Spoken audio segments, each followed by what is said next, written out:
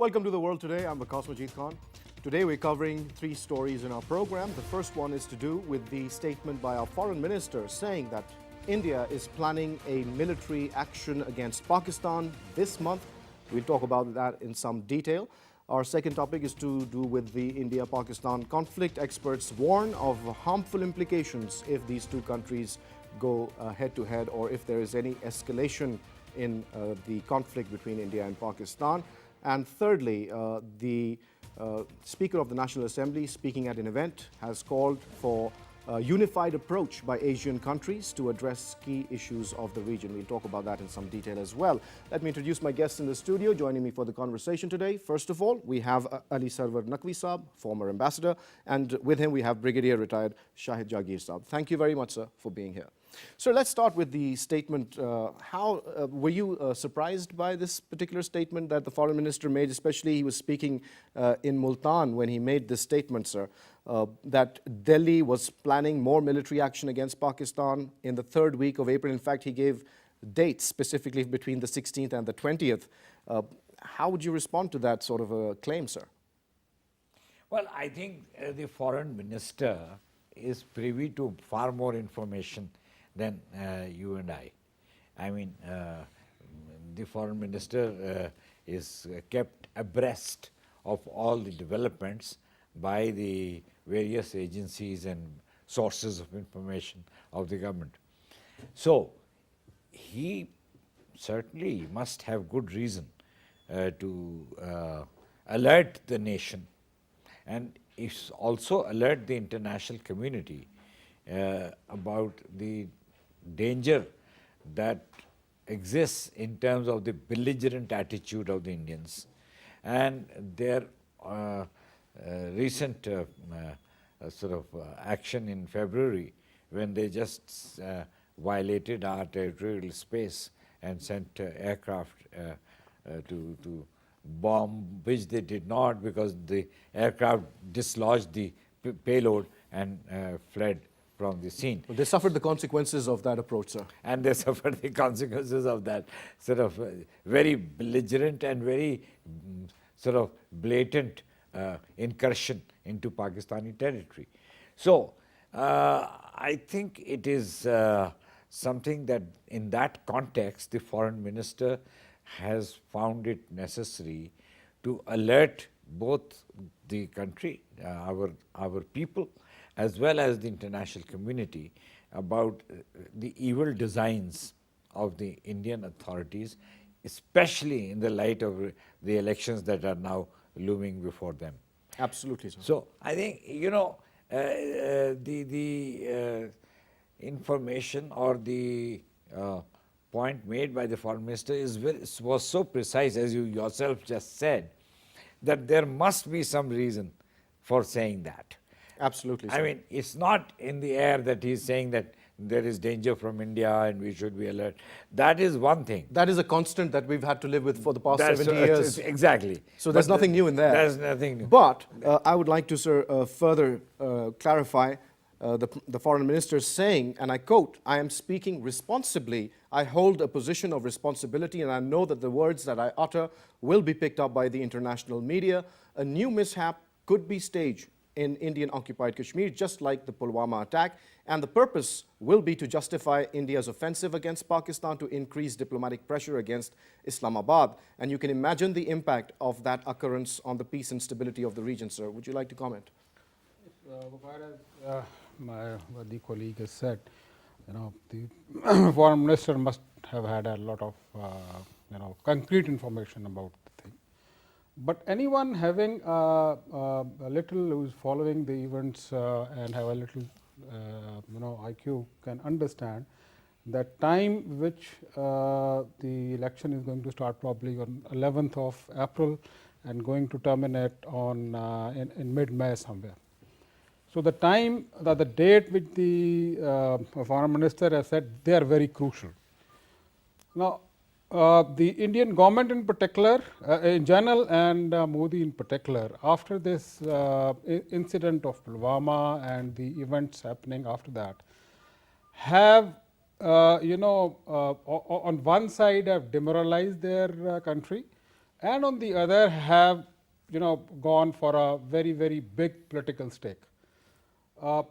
Besides the political problems that the Indian government has to confront in its election campaign, one side it is proven by the world community and the defense analysts of leading writers that there was no F-16 shot down by Yes, the sir. Indians. We'll come to that a little later during the program, because I wanted to talk about specifically about this assertion of the foreign minister about staging some kind of a false flag operation in Kashmir. Of course, that's what it is. That at this particular time frame in which the Indians are going to go in the election, anything which is helping the present government, which can, where they can collect the whole nation on one platform against anti-Pakistan narrative,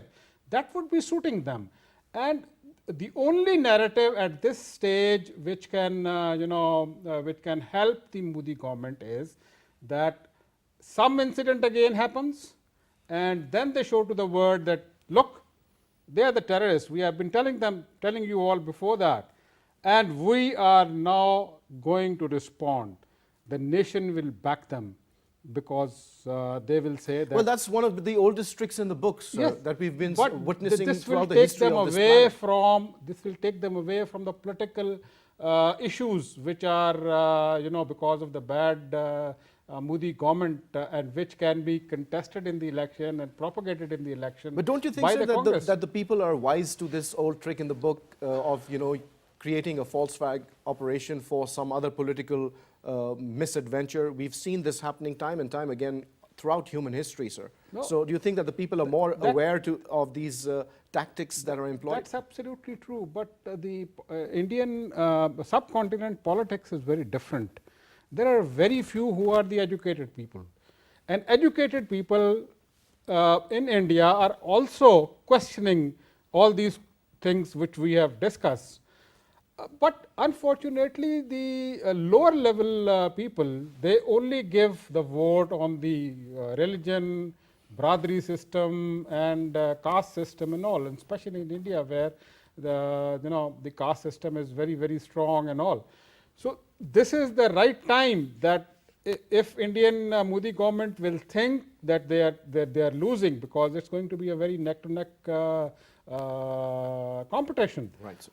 They might use this card, and it is the right action of the present government that they have not only told to the media, they have not only told to the leading country, but they have told to the P5s. Absolutely, sir. And that was my next question. Naqvi sahab, the foreign minister has said that Pakistan has already briefed the United Nations Security Council's P5, and they've stated Pakistan's apprehensions, and we want the international community to take notice of this irresponsible behavior and reprimand India for taking such an action or taking such a route. The international community, given the sensitivity of this flashpoint, should not remain silent, he said, that the global community should and would have to play a role in this regard. What is your opinion on that matter, sir? The global community's role, if we see what happened after the Pulwama attack, after the Indian incursion, what was that reaction? How would you rate it, sir? Do you think that the global community was serious enough in trying to address this issue? And then also the fact that Kashmir is still not being spoken about as much as it should be. Yeah. Well, you see, there are 2 points. First, the fact that the global community did not respond very positively for us in the Pulwama attack and its aftermath is true, is correct. But that means that we should continue to make our point with the international community. We should not just leave it at that, number one. Number two, Pakistan as the weaker and the smaller party comparatively, we are a big country, but we're the underdogs. Relatively the weaker and the smaller party. We would be much better served if the world community wakes up and sees the facts. We are not saying that you back us or you support us, whatever be the case. We say we support the truth. We support the truth. Absolutely. We support the reality, and they must stand by the reality because they are committed, A, to uphold the territorial integrity of all members. We are a member state. B, to prevent all acts of belligerence and aggression from one member to another. This is enshrined in the Charter of the United Nations. And C, they must look at the cause of what is happening, why it has happened. And there, as you said, we must bring in the Kashmir issue, because in Kashmir there is unprecedented atrocities on a massive scale, human rights violations and all kinds of hardship being forced by security forces of more than 700,000 soldiers in a small population of 3 to 4 million in a small valley. This is unwarranted, totally unfair, and the world community must wake up to it. Indeed, sir. Let's also take a look at the Foreign Office, the Pakistani Foreign Office's reaction. The Foreign Office summoned the Indian Deputy High Commissioner and handed him a démarche to convey Islamabad's objections. India has been strongly warned by Pakistan.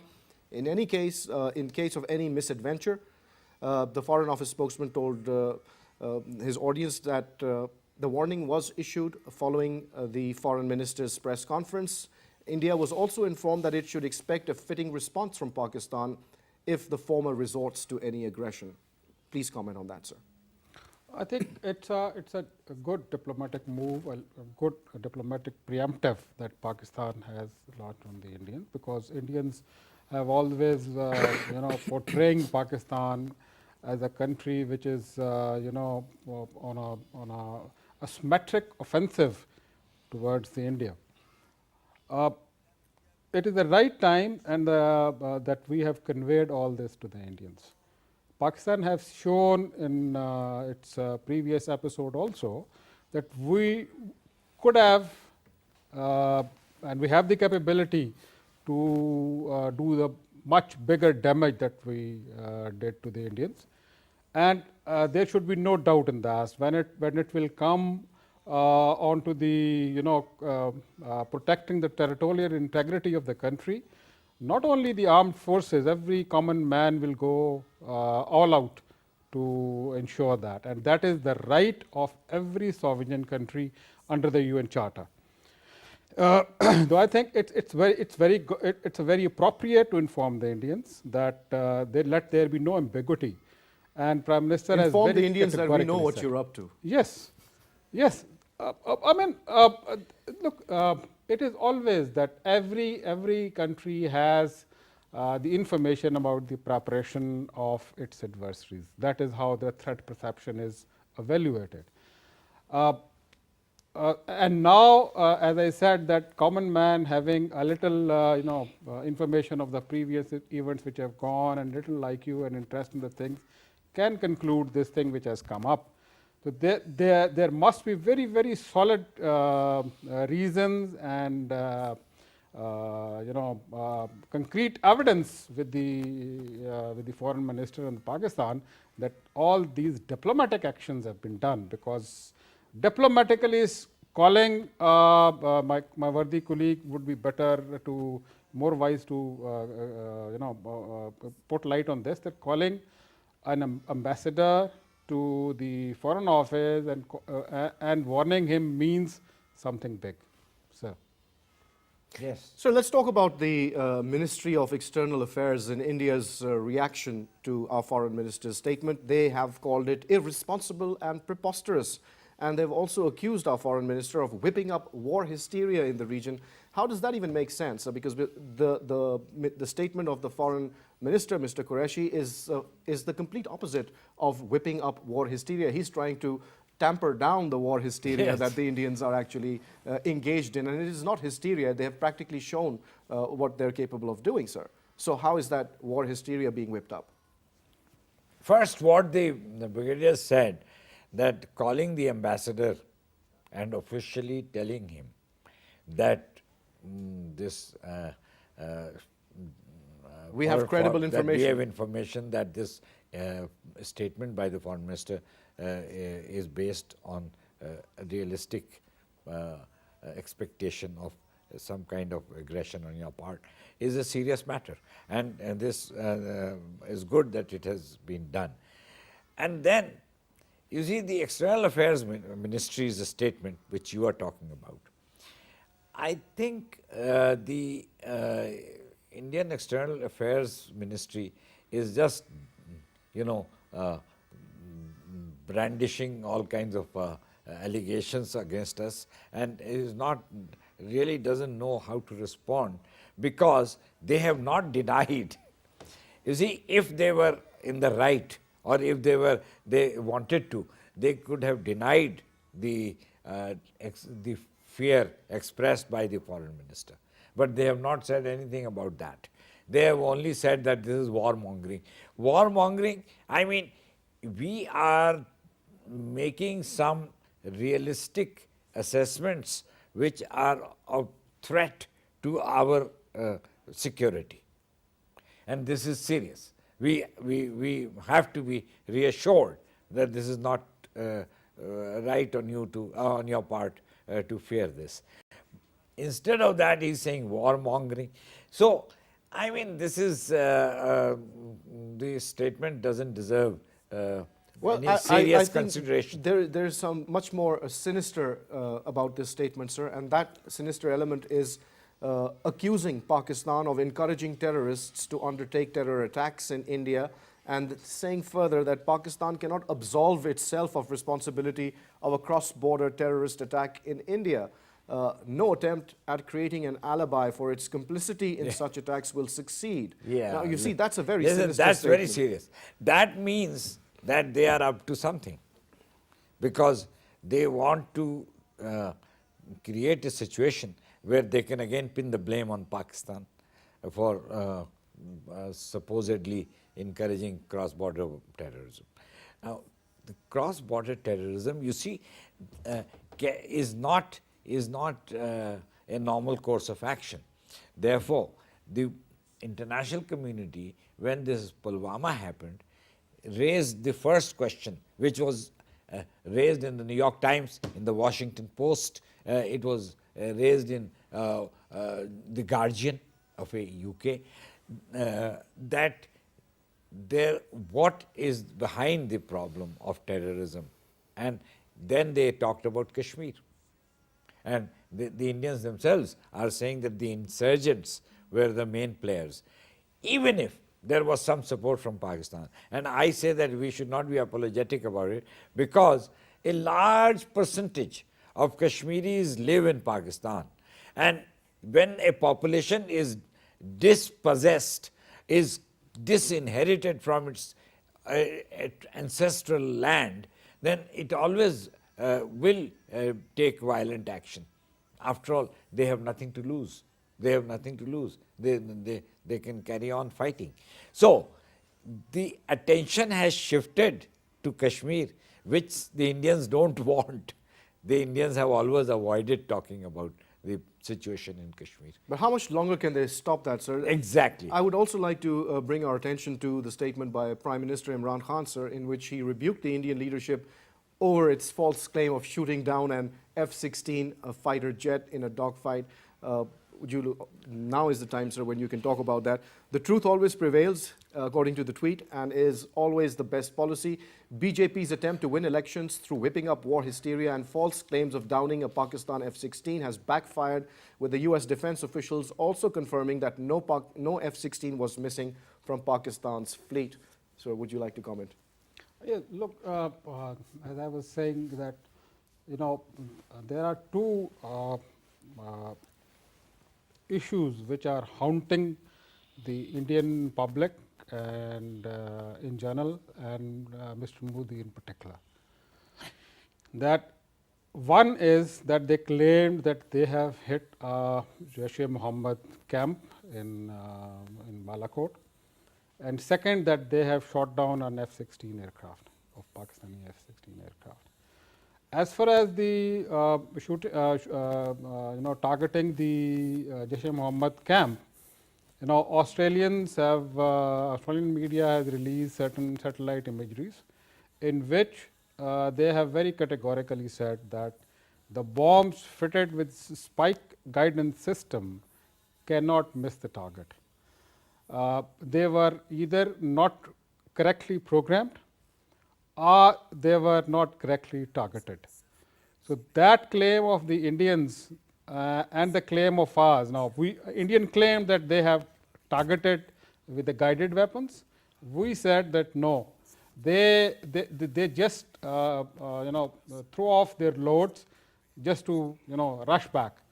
So, that our claim that they rejected their loads to rush back is proved confirmed through the international media. The second point that we right from the day one said that you give us the proof that you have shot down a F-16 aircraft. The Americans and all the think tanks of the world, they have said that Indians have not been able to shoot an F-16. Indians even brought it a claim that Pakistan has borrowed one of the F-16 from Jordan to make up the loss. Now it is it is not possible that Jordan will take such a big risk at the cost of about $1.5 billion aid per year. Well, if they are ready to take, we should be more than happy that in the future we might be able to do that. But aren't there certain laws that need to be followed when such equipment, F-16s, when they're traded between countries? Aren't there certain rules that are applicable that, you can't just send your F-16 across as if it's your personal car?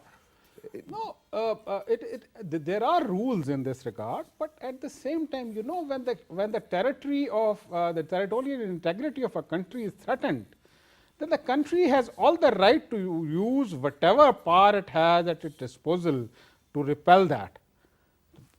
And moreover, why should we use the F-16 when we have JF-17 capable of doing that? You never hit a mosquito with a cannon when you can kill it with fly killers. Why should we go? Our JF-17 is not a fly killer. Well, sir, there are many now another interesting thing which I want to tell sir, you please. that Russians are very annoyed that their Su-30 has been shot down by JF-17. So, that is another pressure which is coming on to the Indians, because if you shift your focus from the war to the defense industry, shooting down of two French aircraft by JF-17, shooting down of Su-30 by JF-17. Now, which industry comes up and which does not, it's very clear. Right, sir. Well, many international scholars have also commented on the situation between India and Pakistan, and I will quote specifically Michael Kugelman. He has written that each of the two nuclear-armed states, India and Pakistan, have demonstrated their readiness to climb up the escalation ladder during this crisis, and that would have harmful implications for both countries and for the larger world as well. But specifically, he spoke about India's inability to prove its claim against Pakistan. There is compelling evidence that undercuts two prime Indian assertions. First one, that India hit terrorist targets in Balakot, and the second one, that they brought down a Pakistani jet. It is now clear and has been proved by many independent observers that that is not the case, that India is blatantly lying as far as that is concerned. What political implications do you think that would make for Mr. Modi's BJP and in the forthcoming elections, sir? Well, actually, Michael Kugelman, I know him personally. He is not a very profound analyst. He is a young fellow, and he has been only about 5 or 6 years in the job. Now, so he says that they are both climbing the escalation ladder. How can he say that when we have climbed down from the escalation ladder from the very beginning? We, first of all, we took defensive action. Secondly, we gave good treatment to the pilot that was captured, because he was captured in an act of aggression. and therefore no rights were entitled. He did not. He was not entitled to any particular rights because he was caught in combat, and we released him. So we have acted in self-defense and in a humane manner. Both of these things are contrary to escalation. We are not escalating. So I don't agree with him. And secondly, he is right. This is self-evident truth that whatever Indians have been saying are lies. And these lies, I mean, the 300 terrorists killed in Balakot, the training camps in Balakot, destroyed in Balakot, where is the evidence? There is none because they didn't exist, sir. They didn't exist. I would like to go further. This is more interesting what he states in his article, sir. Some people say that the US knows that it lost an F-16 but can't admit it for commercial or pride reasons. But they want to clarify that Pakistan has many enemies in the US bureaucracy and even more on Capitol Hill. And they think that if Pakistan did lose an F-16, they would very happily release it and leak it to the press. Yeah. Many people agree with that perception as well, sir. What do you think about that? Absolutely. This would have been a wonderful, trump card for the Americans to play with Pakistan, especially when they are pressurizing Pakistan for the Afghan deal. So they would have encashed it very rightly and properly.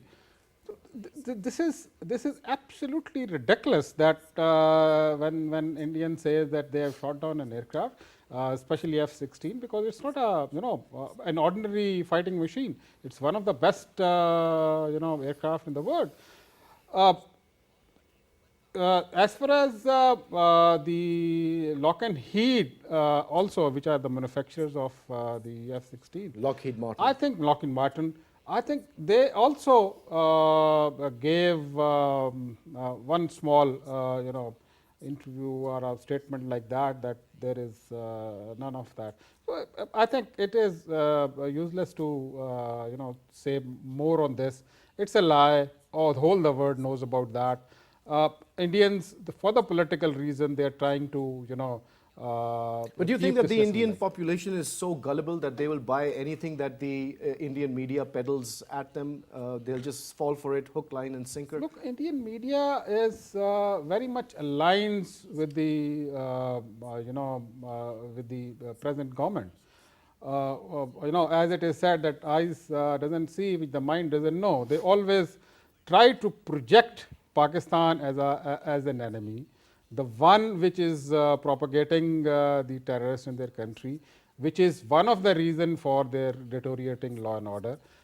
Have you ever seen in the Indian media the reports coming about the insurgencies going on its eastern side? Never. Never. Well, sir, an Indian journalist has claimed that Prime Minister Narendra Modi has something up his sleeve that he will use right before voting. What do you think he could have been alluding towards, sir? Well, I think he will, you see, he has to show one thing, prove to his people one thing, that he is tough with Pakistan. If he can prove that, he has made his point. Because what the Indian public wants is to to see him acting in a very strong fashion with Pakistan.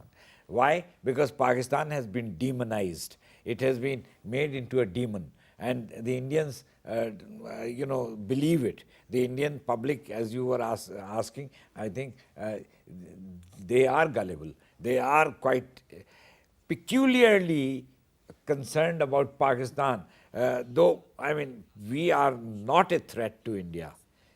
India is a threat to Pakistan. As I said in the beginning, we are weaker and smaller than India, relatively speaking, though we are a big country also. But relatively speaking, we are bigger, smaller and weaker. They are bigger and stronger because they have a bigger army. I don't know how effective that army is, because they don't seem to be showing that much performance. But in terms of number of tanks, number of APCs, number of aircraft, number of submarines and ships, they are more. They have more. So the point is that the Indians should have no worry about Pakistan, but the public is gullible, and therefore they expect their Prime Minister to be tough, and if he is tough, then they give him more votes. It's simple. Well, sir, scholars in the US and across the Western world are of the view that there are chances of another flare-up between India and Pakistan, very high chances, in fact.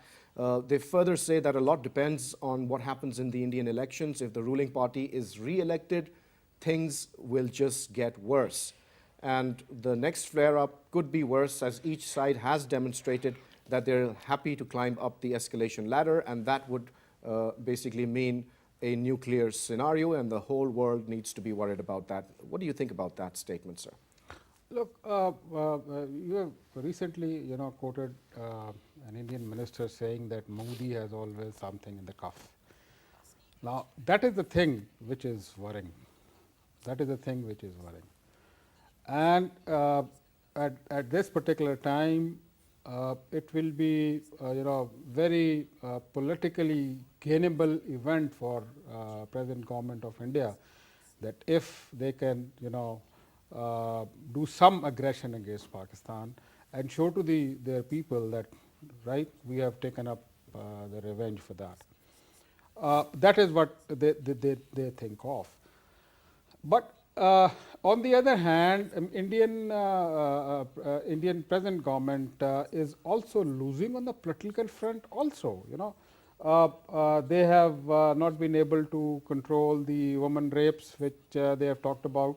They have not been able to prove to the Indians that the dream which the Modi gave to India, that a super manufacturing power, in which he said that the manufacturing of India will contribute 25% of the GDP by the time he will go for re-election. Actually, it has gone to only 13 to 14%. Then, he has also said that see the state of the rural economy, the rural debt which is there, and he has said that certain amount will be given as a loan to the rural people. Nothing has been done. Same goes for the toilets. Same goes for the cleanup of the Gangas and all. So all these things, and then the Rafael incident in which the kickbacks, which is haunting him. So all this having said and done, another incident will be beneficial for India, not for Pakistan. Like you see, the Pulwama incident, if you see, and the events correlated with that, Kulbhushan Yadav in the International Court of Justice, then Financial Action Task Force pressing us for anti-terrorist financing. Then you see at the same time Prince of Saudi Arabia visiting us, the success in the Afghan peace process, the Kartarpur incident, and there an incident happens, boom, and the whole thing is washed away. Absolutely, sir. Well, one of the concerns that has been stated is that the Indian perception, unfortunately, is that Pakistan is involved in terrorism, and they see India as a victim of terrorism perpetrated at the hands of Pakistan for some reason. That's a popular opinion there, sir.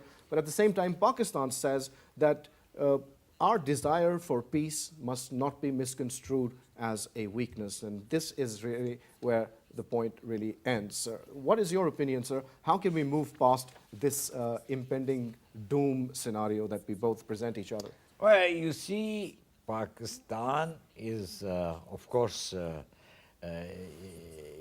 been blamed by India for its own reasons. Why? Because they don't want to face the Kashmir issue. And because they don't want to face the Kashmir issue, they attribute terrorism. Now, terrorism as being sponsored by Pakistan. Now, terrorism is something that Pakistan is the victim of that menace more than any other country. We have taken the strongest military action possible of any country in the world, in the entire globe, with the Zarb and the Why Radd hasn't that al-Fasad. realization sunk in the greater Committee of Nations, sir? Of course, there are some who do understand it. Due to two things. One is, and I have spoken about it, one is the global politics. Global politics is not based on honest and fair assessments. Unfortunately. Unfortunately. It is the result of all kinds of political considerations. And today, in this region, there is the problem of American rivalry with China. And Americans worry that China will overtake them. And that is something they don't want. And they have launched so-called the Asian pivot and the China containment policy. Pakistan happens to be a close friend of China for all time, ever since we came into existence. So that puts us in the wrong camp, and therefore we get a negative media projection because the Western media follows what the government interest is. And secondly, because, you know, we are seen as a country which creates problems for others because it suits them to look at Pakistan in that manner. As I What said, can we do to change our perception, sir? I think that's really the main point over here. And that also brings me to our final topic, which is the statement by our National Assembly Speaker, Mr. Asad Kaisar, talking about forging unity among the ranks of Asian nations in order to turn this era into a truly Asian century. So that is the point of view that Pakistanis are really coming from. We talk about peace and cooperation. We talk about doing away with warmongering. We talk about progress for our people. Why is it that the countries in the region, specifically India, does not want to work with Pakistan in order to solve the problems of our common people, rather than adopt this belligerent attitude and trying to put us down and trying to show itself as some superior policeman of the region? See, I will quickly answer, then I think my colleague can also talk about it. Please, sir. You see, the other point that I was making was, one is this question of geopolitics and the image of Pakistan that they help to generate. The second is India's economic clout. Now, India has, in recent years, made enormous economic progress. We cannot deny it. And therefore, India has an economic clout in the world, and it's a big market. So nobody wants to take a position that could create problems for India. And therefore, who suffers? We suffer. So I think we have these two factors which give us a very bad image, and which make it difficult for us to present our narrative, our point of view. So, look, absolutely right what the Ambassador Saab has said. India's hegemonic design in the region where he can control all its neighbors less Pakistan. Now, I would very clearly say that India is a country which is a state sponsoring terrorism. What happened to us in East Pakistan? What happened to Sri Lanka for the Tamil, Tamil Tiger Wars, which has been going on? What happened to Nepal and Bhutan, where the political leaders can't move without the Indians? The same thing they want with Pakistan to make it a client state. The second thing is the geographical location of Pakistan. We are the one, connecting with Afghanistan, which is the turnaround of the world. This geographical importance of India is not being absorbed right from the day one. Now, Nehru very categorically after the partition of Pakistan has said that Pakistan has got separated, but economically it will not be able to survive. That approach of the Indian is still there. You see what is happening in the Financial Action Task Force. Indians are not only lobbying with all the high-ups of the Financial Action Task Force group, but also they are lobbying in USA against the IMF loan that we are going to. So they want to cripple us. They want to dent all the pillars of the national security that we have. We have given the maximum sacrifices that any allies had given in the war on terror. 100,000 soldiers and the civil armed forces have embraced Shahadat. We have even sacrificed our next generation in Peshawar APS attack. What else they want from us that they still categorize us as terrorists, are the people harboring terrorists? How many families have lost their dear ones and all, which were only the bread earners for them? It is only the cooperative and corporate interest of the West, as my colleague has said, of the big corporations which are working in India, that they just don't want to open up eyes that who is the terrorist and who is the victim of the terrorist. Then Pakistan is the one which can contribute enormously to the vision of Asia, 21st century as the Asian century. If the CPEC works, it will not only bring prosperity to Pakistan, it will bring prosperity to Afghanistan, Iran, Central Asia, up to Europe and even Russia. The Chinese 56% of land which is still undeveloped and unindustrialized can also contribute to that. But this all goes at the cost of the Indians. If anyone wants to invest in subcontinent, either it is India or it is Pakistan. So show a bad face of Pakistan to the world so that investment comes to India. So that is the whole gamut which is being played by the Indians. And Indians have very categorically said right from the day of the partition and that they will never let Pakistan survive. And I will end my comment by just one saying of the Quaid-e-Azam, that all those who are living in India, Muslims living in India, they and their next generation will keep proving their loyalty to the Hindus. Well, sir, thank you very much for taking out the time and sharing your views with PTV World. Before we end the program, I would also like to talk about a local issue which is far more important, and that is we are all breathing poison, unfortunately. According to many reports in the news, the reality is inescapable. It is terrifying. The air we breathe is killing us. Pakistan is the second on the list of top 10 countries with the highest mortality due to air pollution. India and China are in first place, unfortunate for them.